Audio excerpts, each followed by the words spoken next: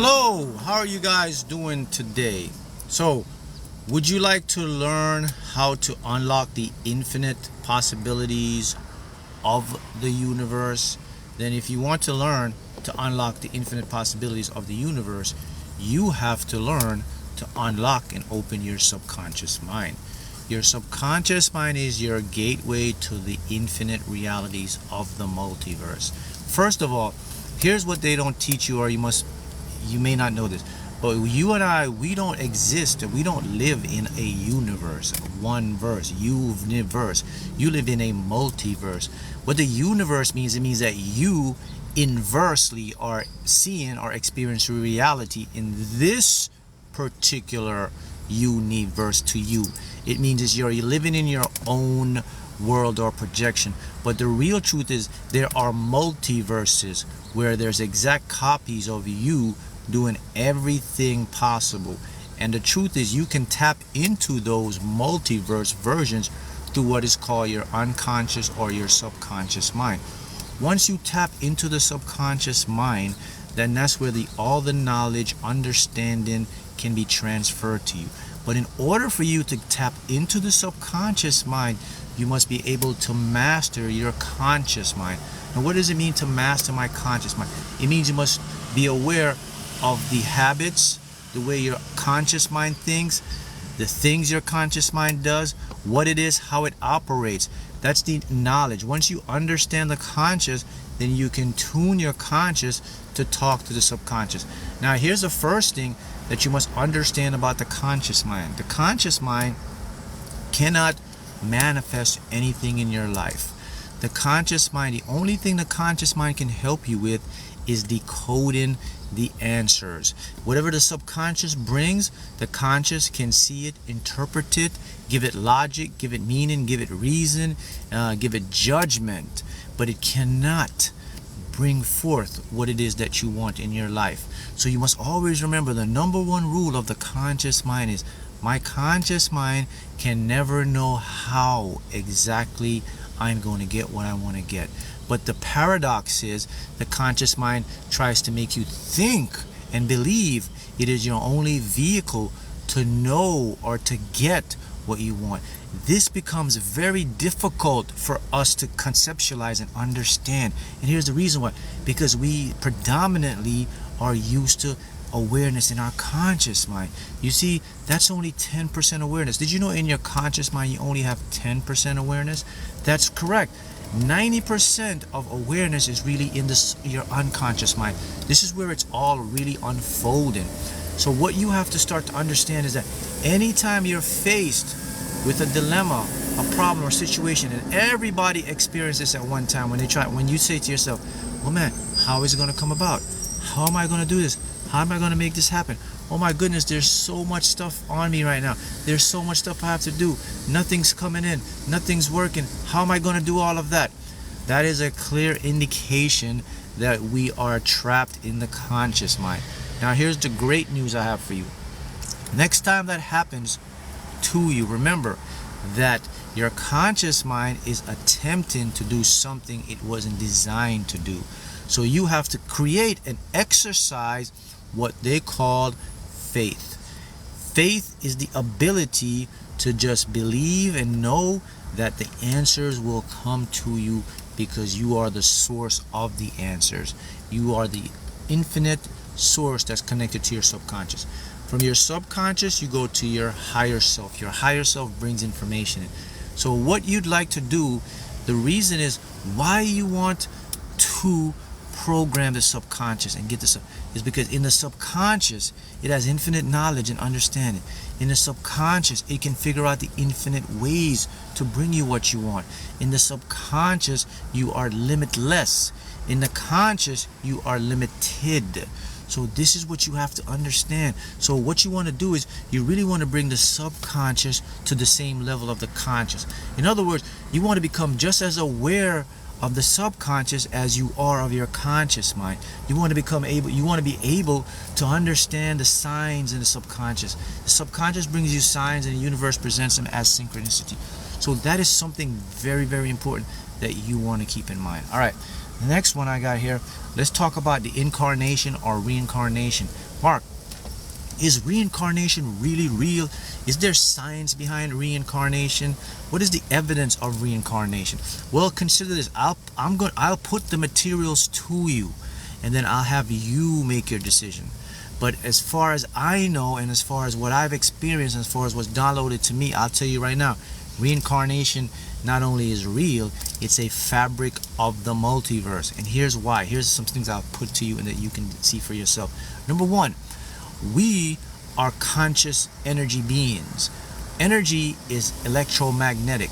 That's what we are. We are energy or consciousness. Our consciousness comes in and downloads into our brains. Our brains house things called microtubules. These are quantum parts where the particles hit it and it creates a spark, and it's like electromagnetic energy. That's the easiest way I could explain it to you. So since everything in the universe is made from this energy, we now know in physics that you cannot create or you cannot destroy energy. The only thing energy can do, energy can change forms. So if we are energy, that means when the consciousness exits the body and the body decays, that means the consciousness can never die. So what happens to the consciousness? Well, it incarnates. What does incarnate? It means it comes back as another conscious observer. Okay, how do you know this? Well, researchers have done research. I think there's one researcher that's done 2,000 researches on kids, and these kids actually bring up their past lives. One of these is so profound. I'll tell you one profound one, because there's many of them, but I'll put one to you because this is the question I asked. There was a young lady, a young girl in India, and when she was 4 or 5 years old, when she was born, she had a mark on the back of her neck or head, like a birthmark. And when she started to speak, she started to tell her parents that she was murdered by her husband, and the husband is still alive in the next village across, and she knows where the body was buried. So she kept telling her parents this. Her parents, 4-year-old kid now, and every time she would see, they would walk and they would see the husband, she would look at the husband mean, but the husband, the guy, would look at the little girl, not knowing that that was his wife incarnated. So here was what happens now. So the parents got to it so bad that they called the cops. The cops came, and when the child see the husband, he said, "I know who you are. You don't remember me. My name is such and such." And the husband was shocked. It's like he seen a ghost. He said, "You killed me this way, da da da, and I'm going to show you where my body's buried." And they took her to the body, and the guy was so shocked he had to confess. That's just one story. There's hundreds of different stories, but I want to put it to you so you could remember that. You can go research that story for yourself. Now, here's the important thing about when we incarnate, we come back to experience different levels of consciousness or awareness. So the fact is this, that we live in an ever unfolding, changing multiverse that is in a fluidity state. And because you are an observer in this game, means that you are our participator, a participant, you actually create your own little space of existence. Within this space of existence, all the people around you and everything you see and touch, smell, you actually build that by what's called the belief. And the belief will influence the other avenues. Your belief will influence people, it will influence places, things, anything. That's the power of the manifesting thing.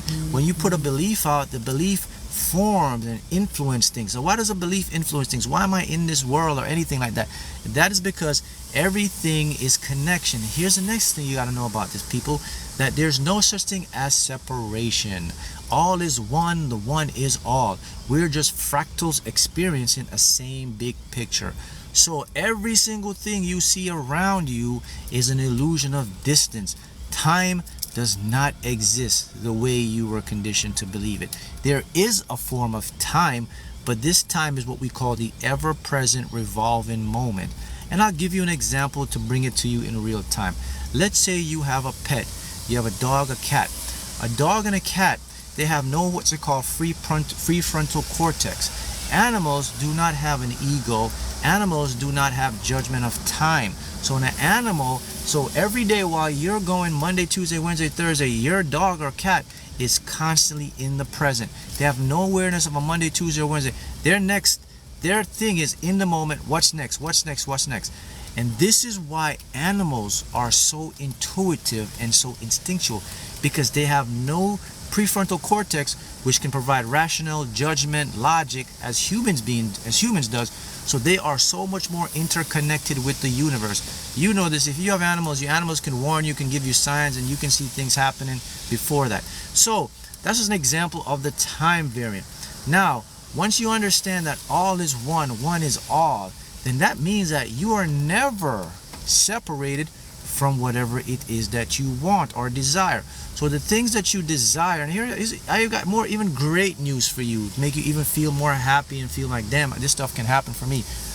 The things that you desire actually are desiring you as well, because since there can be no separation, there can only be a connection. Anything that you see and you focus on, you build an imaginary, or in what we call an invisible line of energy connection with it. That's called entanglement. Once you become entangled, this is entangled, see this? It's locked. I cannot separate this unless I take my focus from it. Look, it's gone. Put my focus back on, I'm entangled. If I'm entangled with something, I am one with it, it is one with me. Now, if that's the case, great, I'm entangled. So what does that mean for my life and anything? Well, let's go back into the unconscious mind.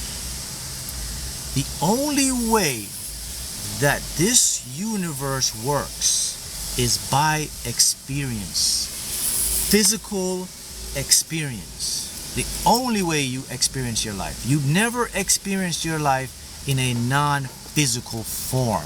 And that's because you have been projected into a three-dimensional space world. So, since you experience everything and it must be a physical experience, if you become entangled with something, you go ahead and tell me now, what does that mean?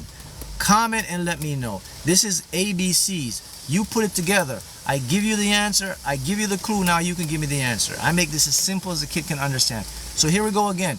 Comment.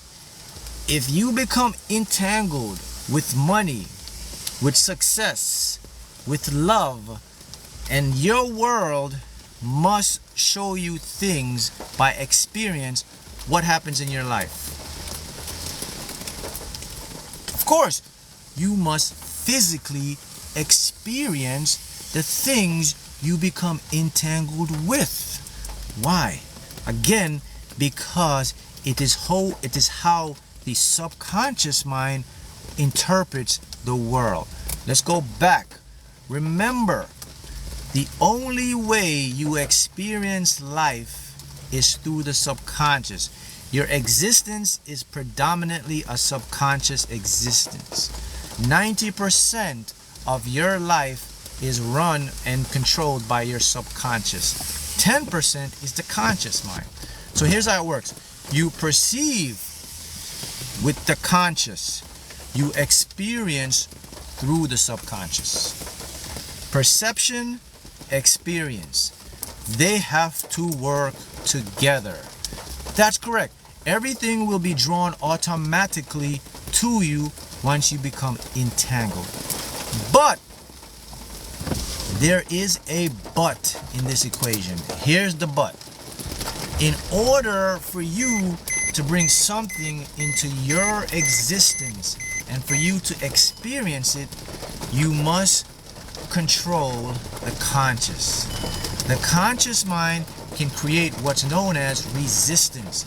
Resistance is the slowing down of your experience. Resistance creates the doubt that will slow down you experiencing what you want. I'll give you an example in normal, regular terms.